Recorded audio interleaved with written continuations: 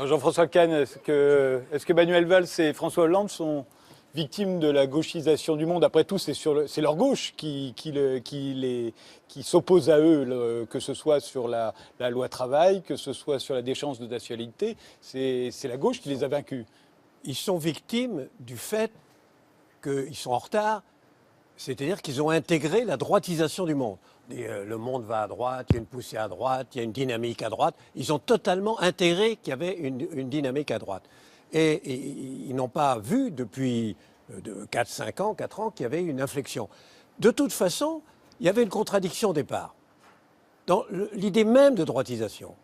Parce qu'il est tout à fait vrai qu'il y avait, en particulier en France, on le voit très bien, il est tout à fait vrai qu'il y a eu une droitisation en ce sens qu'il y a eu, disons qu'il y a deux rejets. Il y a eu deux rejets qui ont traversé la société.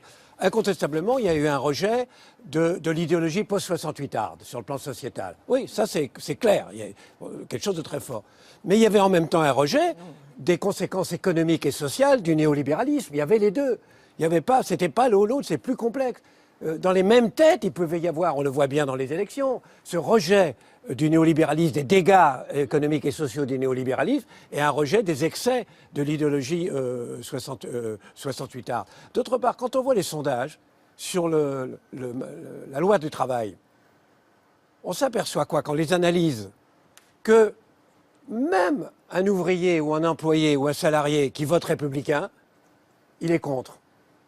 Mais qu'en revanche, la bourgeoisie de gauche est pour. C'est-à-dire que le clivage, il ne passe pas gauche-droite au sens classique du terme.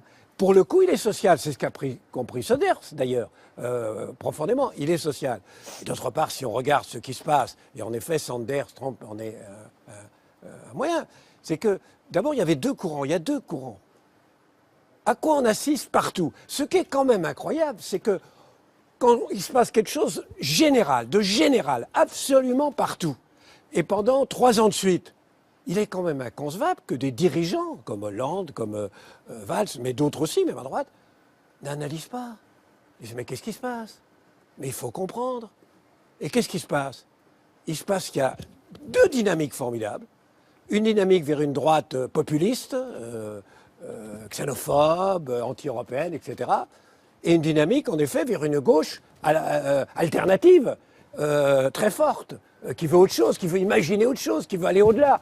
Et il y a un écroulement, mais partout, absolument partout, de la social-démocratie. La social-démocratie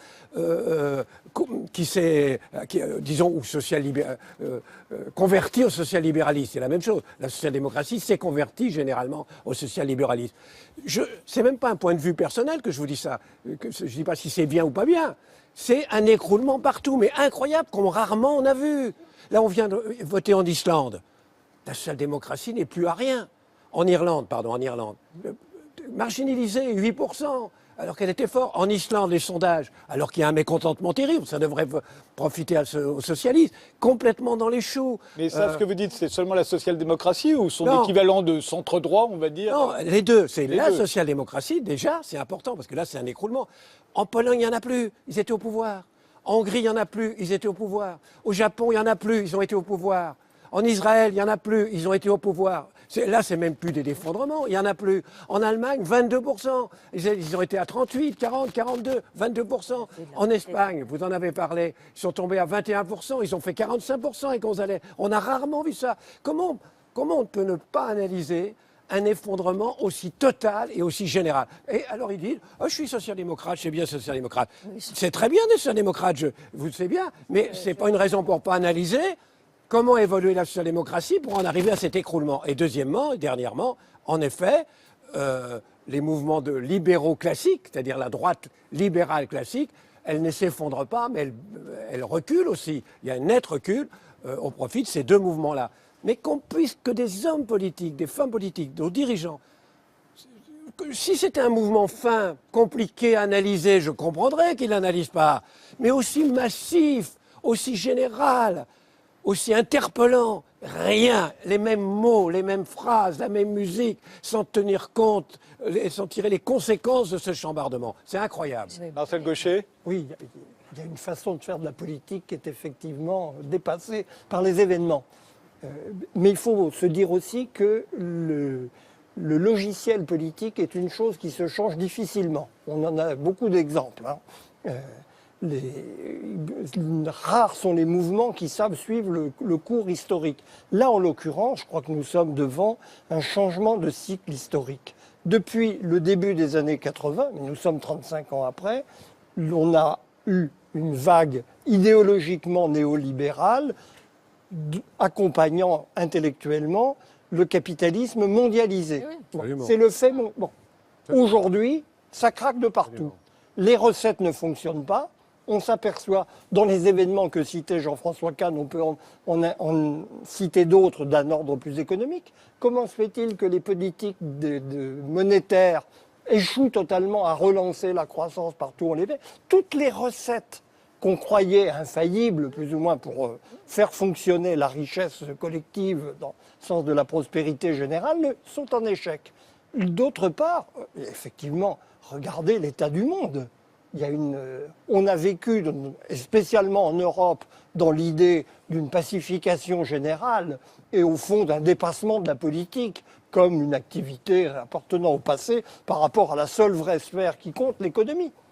Qu'est-ce que nous voyons revenir? D'abord, les affirmations politiques, éventuellement au travers de l'économie. La Chine ou l'Inde, on n'est pas dans un cadre du tout néolibéral classique. Là, c'est l'économie au service de la puissance nationale. Et puis, effondrement d'États entiers dans la zone moyenne orientale, peut-être qu'on va en voir d'autres suivre.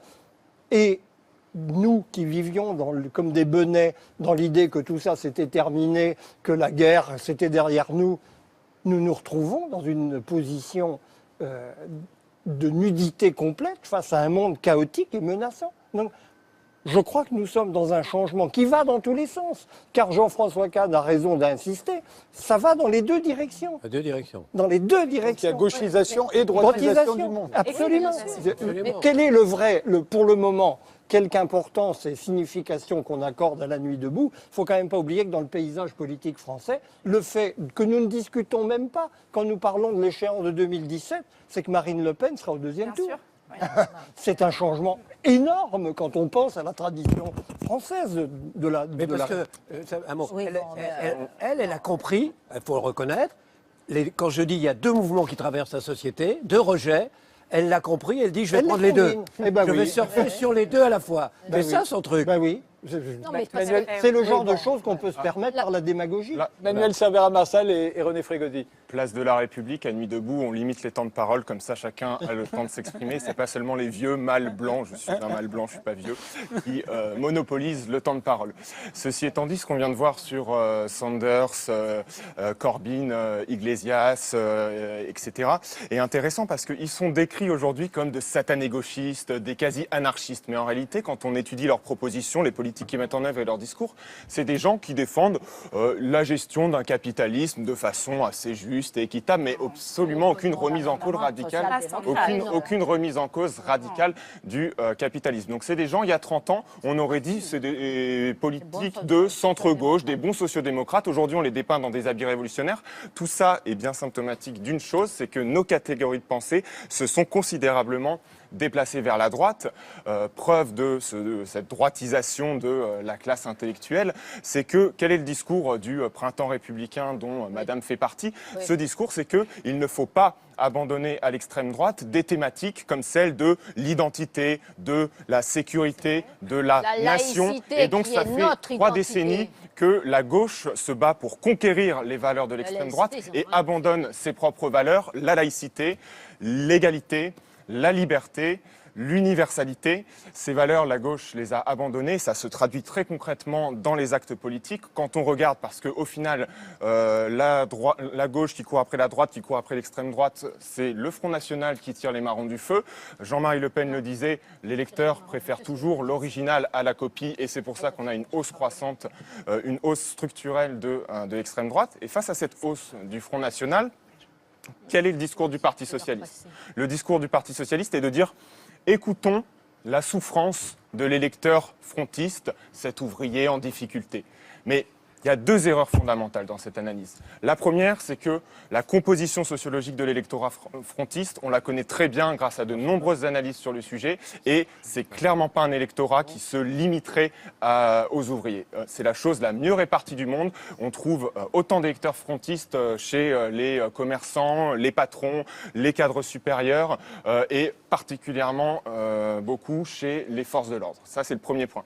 Le deuxième point, c'est que le Parti socialiste nous dit le vote frontiste est motivé par un désespoir social et pas par des motivations racistes. Les gens votent pour le Front National parce qu'ils se préoccupent du chômage, des inégalités, etc. C'est pas du tout vrai. Quand on fait à nouveau des enquêtes sociologiques à large échelle et qu'on demande aux gens mais pourquoi avez-vous voté pour le Front National, ils répondent grosso modo parce qu'il y a trop d'Arabes et trop de Noirs en France et pas parce que je suis préoccupé par la misère et le chômage. Donc le vote Front National est un vote raciste. Et la dernière chose qu'on peut tirer de cette analyse, c'est que la politique à mener pour endiguer la montée du Front National, c'est pas de faire preuve de complaisance vis-à-vis du racisme, parce que faire complaisance vis-à-vis du racisme, c'est devenir soi-même raciste, mais c'est de dire à ces gens-là, écoutez, il est toujours temps de changer. Si vous voulez déchirer votre bulletin Marine Le Pen et nous rejoindre dans le mouvement social qui est actuellement en place, faites-le, on vous accueillera à bras ouverts. Mais si vous persistez avec vos idées misogynes,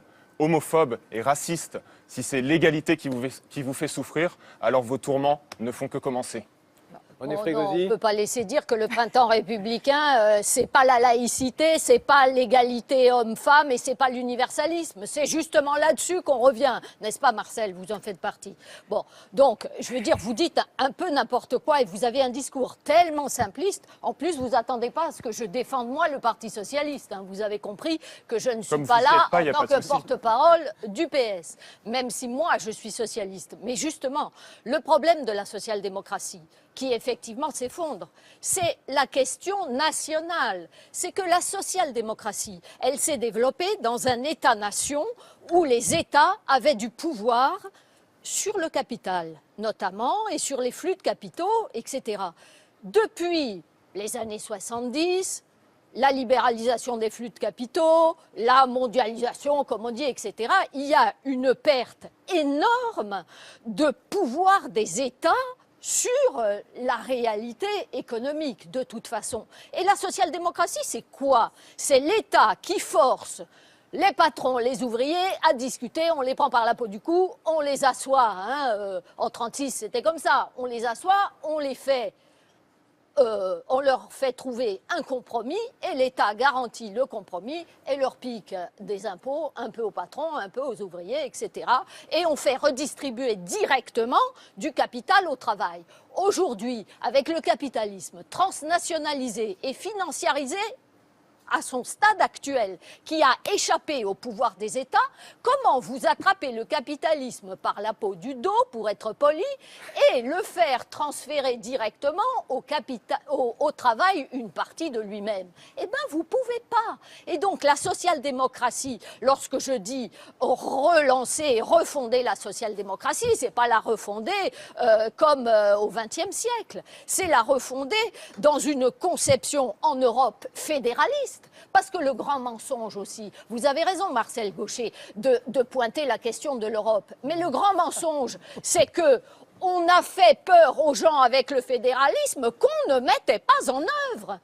Parce que si on avait mis en œuvre un fédéralisme en unifiant la fiscalité, en refusant le dumping social, en faisant une force armée solide européenne, je veux dire, là, si on avait fait un FBI à l'européenne, on aurait la fin. Le problème, c'est qu'on ne l'a pas fait du tout. Vous dites que ce n'est pas le problème de trop d'Europe, c'est le problème de pas assez d'Europe. Mais bien sûr, enfin pas assez, c'est l'Europe technocratique. Et ça, c'est ce qui se passe aussi dans les partis. Je veux dire, Jean Popren, il avait dit une chose très juste. Moi, j'ai fait pas mal de courants dans le parti, je cherchais partout, je n'ai jamais rien trouvé parce que Blum n'était plus là. Bon, c'est navrant. Mais Popren avait un concept très juste qu'il a abandonné après parce qu'il s'est fait acheter par Mitterrand. C'était la social-technocratie. C'est ça qui nous a envahis dans les partis sociaux-démocrates et au niveau européen. Macron. Et c'est ça le problème. C'est qu'on... Mais bien entendu. Chantal Mouffe. Oui, pour en revenir à votre question. bon, je ne crois pas, malheureusement, dirais-je, que nous soyons face à une gauchisation du monde. Je crois qu'on est toujours vraiment dans une droitisation. Écoutez, regardons un peu en Europe, autour de nous. Bon, ce qu'on voit, c'est la montée des partis populistes de droite, hein, un peu partout. Bon, d'extrême droite. Oui, de droite, oui. Enfin, bon, on ne va pas discuter sur ça. Et, bon, ça c'est certain. Alors, il y a, heureusement, un peu, qu'on commence à voir des réactions. Alors, cette droitisation, alors là, je rejoins certaines des choses que disait Jean-François Kahn.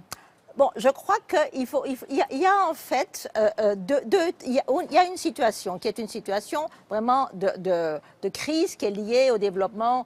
Bon, pour moi, il y a évidemment au niveau politique ce que j'appelle la post-politique, le fait qu'il n'y a pas d'alternative, mais il y a aussi bien entendu toutes les conséquences du néolibéralisme.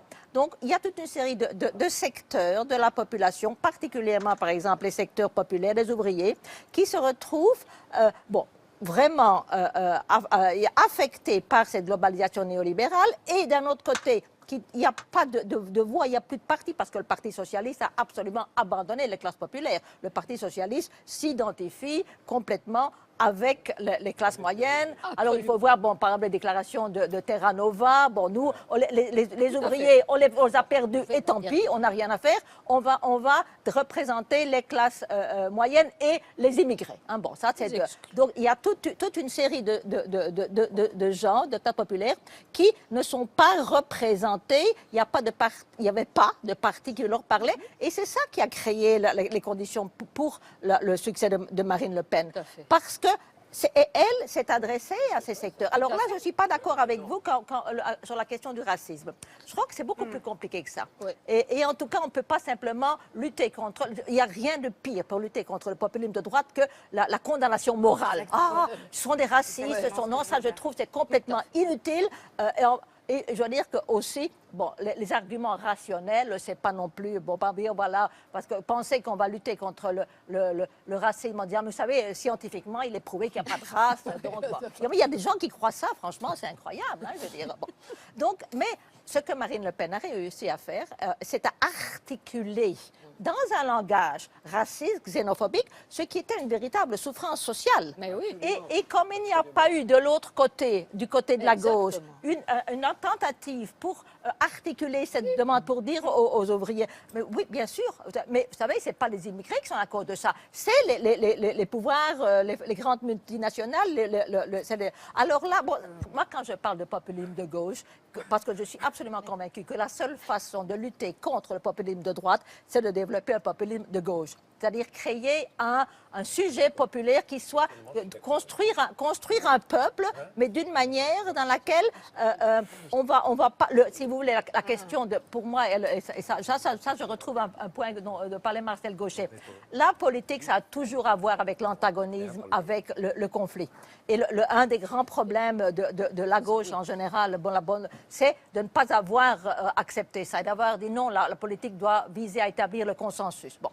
Mais alors, une fois justement qu'on reconnaît que la politique, ça a à voir toujours avec des antagonismes. Mais ces antagonismes, ils peuvent être mis en scène de manière différente.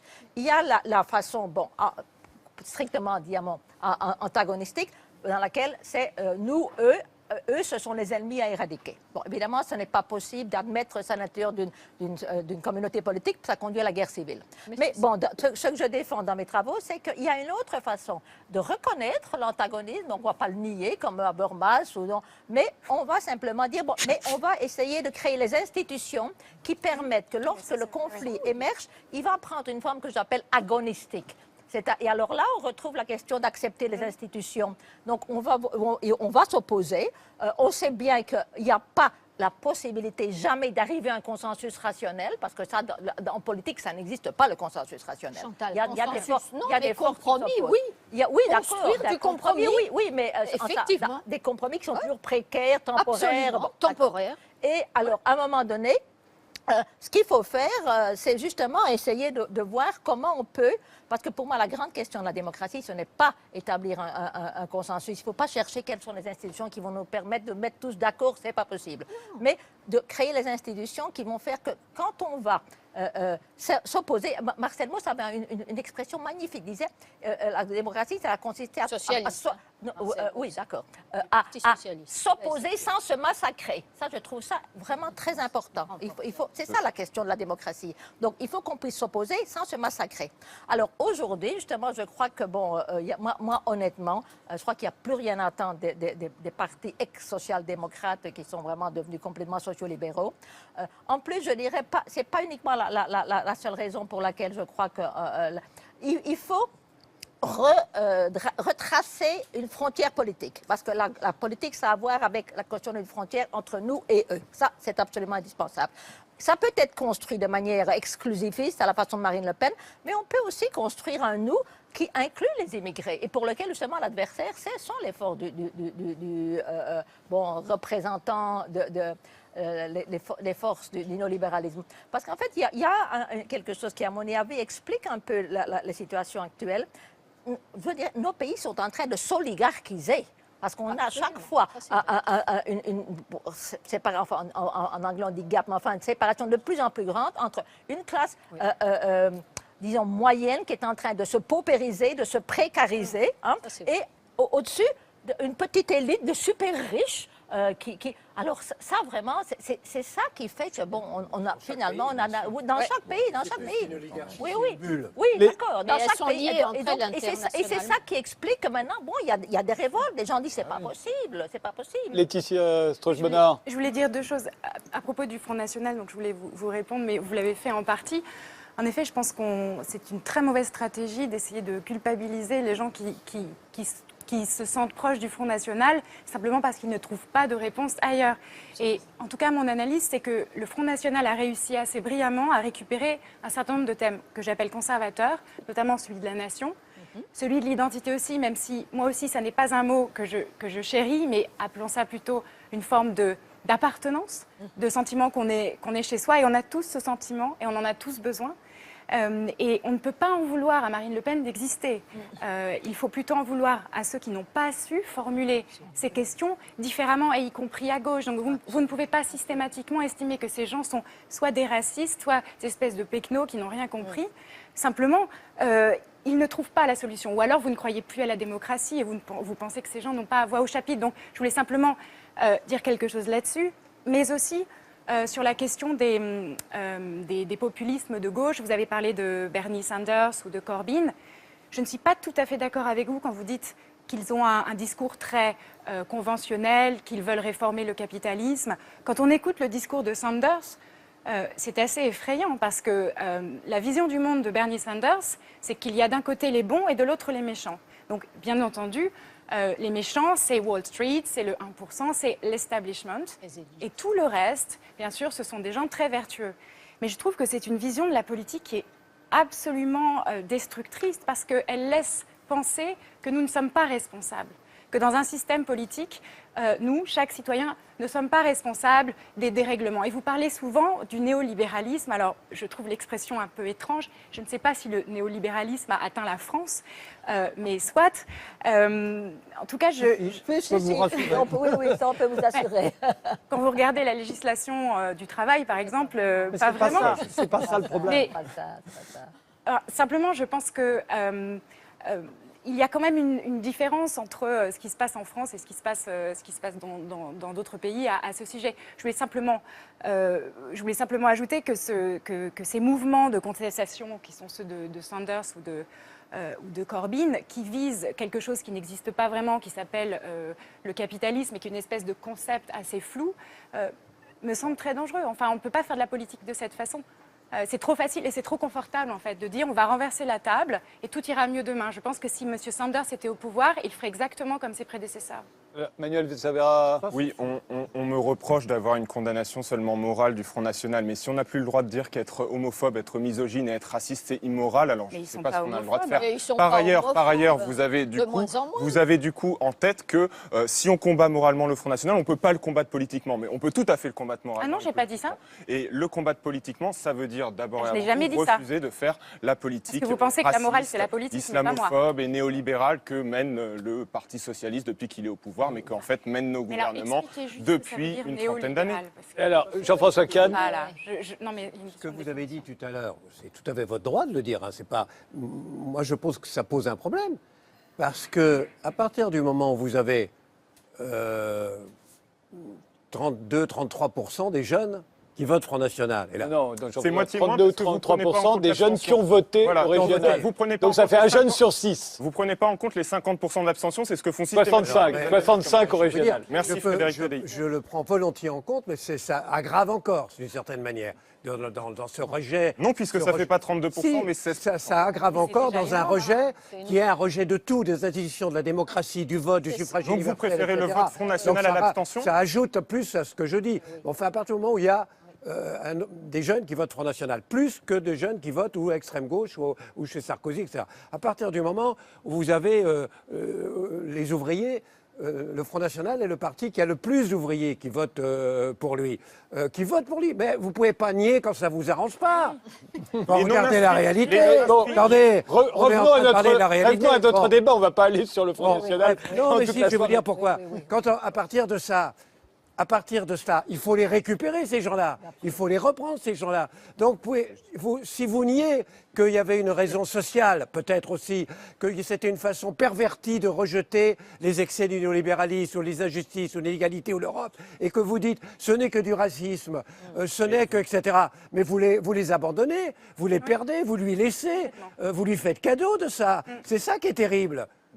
Quant au populisme, madame, je suis d'accord avec vous, ça risque d'être mal compris quand vous dites ça. En France, on a tellement diabolisé le concept de populisme, on l'a tellement utilisé de façon obsessionnelle, sans savoir d'où ça vient, ou ce n'était pas ça. Je me souviens, moi, quand j'étais jeune, il y avait le prix du livre populiste, c'était formidable. Il y avait le prix du cinéma populiste, c'était formidable. Hôtel du Nord, des grandes œuvres, c'était le prix. Maintenant, on a diabolisé les staliniens. C'est les staliniens qui ont diabolisé le mot du populisme. Simplement, moi, je dirais que on est dans une société où, avec la télé, les réseaux sociaux, les radios, etc., si on a un face-à-face entre un populiste et un non-populiste, le populiste gagne forcément. Forcément, c'est presque mécanique. Bon. Donc, ce qu'il faut opposer, c'est un populiste pour le pire à inventer un populiste pour le meilleur. Ça revient à ce que vous dites. Mais d'une certaine manière, il faut inventer une forme de populiste pour les meilleurs contre le populiste pour le pire. Alors je vous propose de regarder maintenant en ce qui concerne Nuit debout. Donc je l'ai dit, ça fait 8 nuits que la place de la République à Paris est occupée par le mouvement Nuit debout. Ce soir, c'est la 9e nuit. Regardez.